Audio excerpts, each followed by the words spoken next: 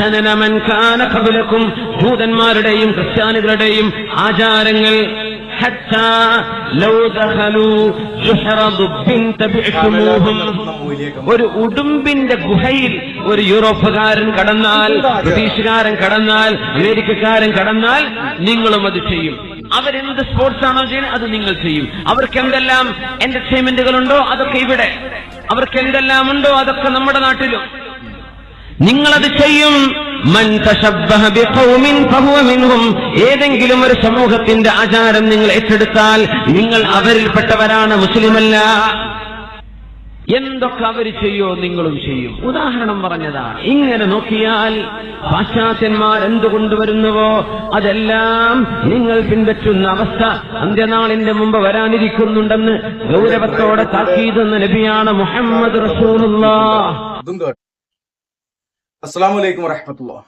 ഇവിടെ സിംസാറുൽ ഹഖ് ഹുദവി പറയുന്ന ഹദീസ് അത് മുൻകഴിഞ്ഞു പോയ ജൂത നസാറാക്കളുടെ ആചാരങ്ങളും അനുഷ്ഠാനങ്ങളും നിങ്ങൾ പിൻപറ്റും എന്നുള്ള ആ ഒരു ഹദീസ് അടിസ്ഥാനമാക്കിയിട്ടാണ്. അവിടെ ചോദിക്കുന്നുണ്ട്, മുൻകഴിഞ്ഞു പോയ ആളുകളുടെ ആചാരങ്ങളും അനുഷ്ഠാനങ്ങളും നിങ്ങൾ ചാണിനും ചാണായും മുഴത്തിനു മുഴമായും പിൻപറ്റുക തന്നെ ചെയ്യും എന്ന് റസൂലുള്ളാഹി സ്വല്ലല്ലാഹു അലൈഹി വസല്ലം പഠിപ്പിക്കുമ്പോ അപ്പൊ തന്നെ സ്വഹാബത്ത് ചോദിക്കുന്നുണ്ട്, അത് ജൂതനസാറാക്കളാണെന്ന് ചോദിക്കുമ്പോ അല്ലാതെ മറ്റാരാണ് എന്ന് റസൂലുള്ളാഹി സ്വല്ലല്ലാഹു അലൈഹി വസല്ലമ പറയുന്നുണ്ട്. ആ റസൂലുള്ളാഹി സ്വല്ലല്ലാഹു അലൈഹി വസല്ലമയുടെ വാക്ക് ഇവര് നബിദിനത്തിലൂടെ മറ്റുള്ള ബിദ്അത്തിലൂടെയൊക്കെ പുലർത്തുന്നുണ്ട്. നബിദിനം എന്ന് പറഞ്ഞുകൊണ്ട് ക്രൈസ്തവ സമൂഹം ആഘോഷിക്കുന്ന ക്രിസ്തുമസിന് പകരമായിക്കൊണ്ട്, അല്ലെങ്കിൽ ക്രിസ്തുമസ് പോലെ ഒരു ഉണ്ണിയേശു പിറന്ന ആ ഒരു ദിവസം അവർ ആഘോഷിക്കാറുണ്ട്. അത് അവരുടെ ആചാരമായിട്ടും അനുഷ്ഠാനമായിട്ടും അവരുടെ വിശ്വാസമായിട്ടും അവർ കൊണ്ടു നടക്കാറുണ്ട്. അതിനോട് കിടപിടിക്കുന്ന രീതിയിൽ നബിദിനം എന്ന ഒരു ബിദ്അത്തിനെ ഈ മുസ്ലിയാര് കൂട്ടം ഈ ഉമ്മത്തിലേക്ക് കടത്തിക്കൂട്ടി. ഇപ്പോ നമ്മൾ കണ്ട വിഷ്വലിൽ എന്താണുള്ളത്? നമ്മൾ കണ്ട വീഡിയോയില് കനലാട്ടം നടത്തുന്ന മൊയ്ലിയാക്കന്മാരെയാണ് നമ്മൾ കണ്ടത്. ഈ ഷിയാക്കള് അവരുടെ തടി വെട്ടിപ്പൊളിച്ചിട്ടും കുത്തിക്കീറിയിട്ടും ഒക്കെ മുഹറം 9, 10 ഒക്കെ അവര് അനുഷ്ഠിക്കാറുണ്ട്. അതിന്റെ ഭാഗമായിക്കൊണ്ട് കുത്തുറാത്തീബ് ഇവര് കൊടുന്നു. അതുപോലെ ഹൈന്ദവ സഹോദരങ്ങള് സമൂഹം അവരിൽ ചില ആളുകൾ കനലാട്ടം എന്നുള്ള ആ ഒരു കാര്യം ചെയ്യാറുണ്ട്. അത് കണ്ടിട്ട് അതുപോലെ ഞങ്ങൾക്കും വേണം എന്ന് പറയുന്ന ഈ രൂപത്തില് റസൂലുള്ളാഹി സ്വല്ലല്ലാഹു അലൈഹി വസല്ലമയുടെ കാലത്ത് മുശ്രിക്കീങ്ങളില് അല്ലെങ്കിൽ ശത്രുക്കളില് ഒരു അനുഷ്ഠാനോ ആചാരമൊക്കെ ഉണ്ടായിരുന്നു.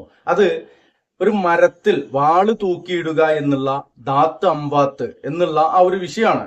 അപ്പോ അതേപോലെ ഞങ്ങൾക്കും വേണമെന്ന് റസൂലുള്ളാഹി സ്വല്ലല്ലാഹു അലൈഹി വസല്ലമയുടെ സ്വഹാബത്ത് പറഞ്ഞപ്പോ അത് ഷിർക്കാണ് എന്ന് പഠിപ്പിച്ച റസൂലുള്ളാഹി സ്വല്ലല്ലാഹു അലൈഹി വസല്ലമ ഇന്ന് ഇതേ ഉമ്മത്ത്, ആ ഉമ്മത്തിൽപ്പെട്ട ആളുകള് മറ്റുള്ളവർ ചെയ്യുന്നതൊക്കെ കണ്ടിട്ട് ഞങ്ങൾക്കും അങ്ങനെ വേണം എന്ന് ആരോടും ആവശ്യപ്പെടുന്നില്ല, അങ്ങോട്ട് ഏറ്റെടുക്കുകയാണ്.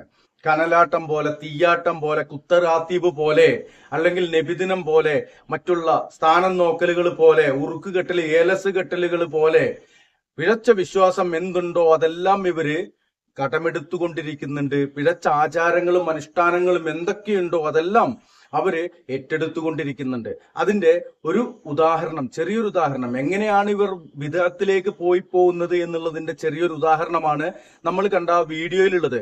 കനലാട്ടം എന്നുള്ളത് ഇസ്ലാമില് ശരീരം പൊള്ളിക്കാൻ പാടില്ല, അമിതമായിട്ട് വെയിലേൽക്കാൻ പോലും പാടില്ല എന്ന് പഠിപ്പിച്ച റസൂലുള്ളാഹി സ്വല്ലല്ലാഹു അലൈഹി വസല്ലമയുടെ ഉമ്മത്തെന്ന് പറഞ്ഞ് നടക്കുന്ന ഈ കൂട്ടം ഇവർ ചെയ്യുന്നത് എന്താണ്? പച്ച ബിദ്അത്തും ശിർക്കും ആയിട്ടുള്ള കാര്യങ്ങളുമായിട്ട് ഇവര് മുന്നോട്ട് പോകുന്നത് ഇവരുടെ വയറിന്റെ കാര്യവും പോക്കറ്റിന്റെ കാര്യവും മാത്രം നോക്കിക്കൊണ്ടാണ്. മനസ്സിലാക്കുക, എങ്ങനെയാണ് ഇവരിലേക്ക് ബിദ്അത്ത് കടന്നു വരുന്നത് എന്നുള്ളതിന്റെ ചെറിയൊരു ഉദാഹരണമായിരുന്നു കാണിച്ചത്. ഇൻഷാ അല്ലാഹ് ബിദ്അത്ത് സംബന്ധമായിട്ടൊരു ചെറിയ പ്രഭാഷണം ഇതിന്റെ ബാക്കിൽ ചേർക്കുന്നുണ്ട്. സമയമുള്ളവർ കാണുക, മനസ്സിലാക്കുക. അള്ളാഹു അനുഗ്രഹിക്കട്ടെ. അസ്സലാമു അലൈക്കും വറഹ്മത്തുള്ളാഹി.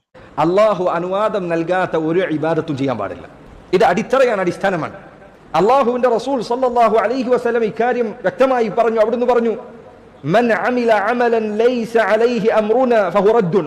മൻ അമില അമലൻ, ഒരാൾ ഒരു പ്രവർത്തനം ചെയ്യുകയാണ്, ലൈസ അലൈഹി അംറുനാ, ആ പ്രവർത്തനത്തിന്റെ കാര്യത്തിൽ നമ്മുടെ കൽപ്പന വന്നിട്ടില്ല, നമ്മൾ കൽപ്പിക്കാത്ത കാര്യമാണ്. നോക്കണം നിങ്ങൾ, ഏതെങ്കിലും ഒരു പ്രവർത്തനം ഒരാൾ ദീനിന്റെ മാർഗത്തിൽ ചെയ്യുകയാണ്, ലൈസ അലൈഹി അംറുനാ, നമ്മളത് കൽപ്പിച്ചിട്ടില്ല, അതല്ലെങ്കിൽ നബി സല്ലല്ലാഹു അലൈഹി വസല്ലം ആ മാർഗത്തിൽ നിലകൊണ്ടിട്ടില്ല, റസൂലുള്ളാഹി സ്വല്ലല്ലാഹു അലൈഹി വസല്ലം നിലകൊണ്ടിട്ടില്ലാത്ത ഒരു വഴിയിൽ ഒരാൾ ഒരു പുതിയ മാർഗമുണ്ടാക്കിയാൽ, ഒരു പുതിയ പ്രവർത്തനം ഉണ്ടാക്കിയാൽ ഫഹുവ റദ്ദുൻ, അത് തള്ളപ്പെടേണ്ടതാണ്, സ്വീകരിക്കാൻ പാടില്ല.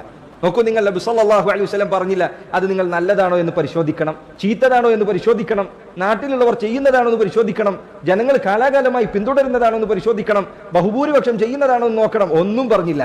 മൻ അമില അമലൻ ലൈസ അലൈഹി അംറുനാ ഫഹുവ റദ്ദുൻ. ഈ ദീനിന്റെ കാര്യത്തിൽ നമ്മൾ കൽപ്പിക്കാത്ത ഒരു പ്രവൃത്തി ഒരാൾ ചെയ്തു കഴിഞ്ഞാൽ അത് തള്ളപ്പെടേണ്ടതാണ്. മറ്റൊരു റിവായത്തിൽ ഇപ്രകാരമുണ്ട്, മൻ അഹ്ദസ ഫീ അംറിനാ ഹാദാ മാ ലൈസ മിൻഹു ഫഹുവ റദ്ദുൻ. നമ്മുടെ ഈ ദീനിന്റെ കാര്യത്തിൽ ആരെങ്കിലും പുതുതായി ഒരു കാര്യം ഉണ്ടാക്കിയെടുത്താൽ ഫഹുവ റദ്ദുൻ, അത് തള്ളപ്പെടേണ്ടതാണ്. പണ്ഡിതന്മാർ പറഞ്ഞു, ദീനുമായി ബന്ധപ്പെട്ട ഇബാദത്തുകൾ അതെല്ലാം നിഷിദ്ധമാണ്, അല്ലാഹു സുബ്ഹാനഹു വ തആല അനുവദിച്ച് നൽകിയതല്ലാതെ. ഇത് നമ്മുടെ മനസ്സിൽ ശരിക്കും ഉറക്കണം. ചില ആളുകൾ ഓരോ സന്ദർഭത്തിൽ ഓരോ ഇബാദത്ത് ഉണ്ടാക്കും. മയ്യത്ത് കിടക്കുകയാണ്, മരിച്ച വീട്ടിൽ, അപ്പോൾ ഒരു ചങ്ങായി അങ്ങ് കയറി വരും. നിങ്ങൾ എല്ലാവരും ഇരിക്കല്ലേ, എന്നായിക്കോട്ടെ സൂറത്തുൽ ബഖറ എല്ലാവരും ഒന്ന് ഓതി തീർത്താലി. അപ്പൊ ഒരുത്തിരി വല്ല തെളിവുണ്ടോ? ബഖറല്ലേ, ഖുർആനല്ലേ, ഓദിക്കോ, അതിലിപ്പോ എന്താ ഒരു കുഴപ്പമുള്ളത് എന്ന് ചോദിക്കും. ഇല്ല, ദീനിന്റെ കാര്യത്തിൽ ഒരു ഇബാദത്ത് ഒരു പ്രത്യേക രൂപത്തിൽ നിശ്ചയിക്കണമെങ്കിൽ അത് അള്ളാഹുവിന്റെ റസൂൽ സല്ലല്ലാഹു അലൈഹി വസല്ലമ കാണിച്ചു നൽകണം. പല ആളുകളും ബിദ്അത്ത്, നബിദിനം ബിദ്അത്താണ് എന്ന് പറഞ്ഞാൽ റബീഉൽ അവ്വൽ 12 നബി സല്ലല്ലാഹു അലൈഹി വസല്ലമ ജനിച്ച ദിവസത്തിൽ അള്ളാഹുവിന്റെ റസൂൽ സല്ലല്ലാഹു അലൈഹി വസല്ലമയുടെ ജന്മദിനം ആഘോഷിക്കുക എന്നത് ബിദ്അത്താണ്, അത് ചെയ്യാൻ പാടില്ല എന്ന് പറഞ്ഞാൽ അവർ തിരിച്ചു ചോദിക്കും, അല്ല ചങ്ങാതി, നബിദിനം പാടില്ല എന്ന് ഖുർആനിലുണ്ടോ? അല്ലെങ്കിൽ നബിദിനം പാടില്ല എന്ന് റസൂലുള്ള പറഞ്ഞിട്ടുണ്ടോ സല്ലല്ലാഹു അലൈഹി വസല്ലം? എങ്ങനെ റസൂലുള്ള അത് പാടില്ല എന്ന് പറയാം? അത് റസൂലുള്ളാഹിന്റെ കാലഘട്ടത്തിൽ ഉള്ളതല്ല.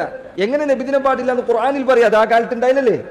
പുകവലി പാടില്ല എന്ന് ഖുർആനിലുണ്ടോ എന്ന് ചോദിച്ചു കഴിഞ്ഞാൽ എങ്ങനെ ഉണ്ടാവും? അതല്ലെങ്കിൽ ഈ കാലഘട്ടത്തിൽ പുതുതായി നിർമ്മിക്കപ്പെട്ട വല്ല മയക്കുമരുന്ന് അതിന്റെ പേരെടുത്ത് പറഞ്ഞിട്ട് ആൾ പറയാം ഈ മയക്കുമരുന്ന് പാടില്ല എന്ന് ഖുർആനിലുണ്ടോ എന്ന് ചോദിച്ചാൽ എങ്ങനെ ഉണ്ടാവും? അത് അക്കാലത്തില്ലല്ലോ.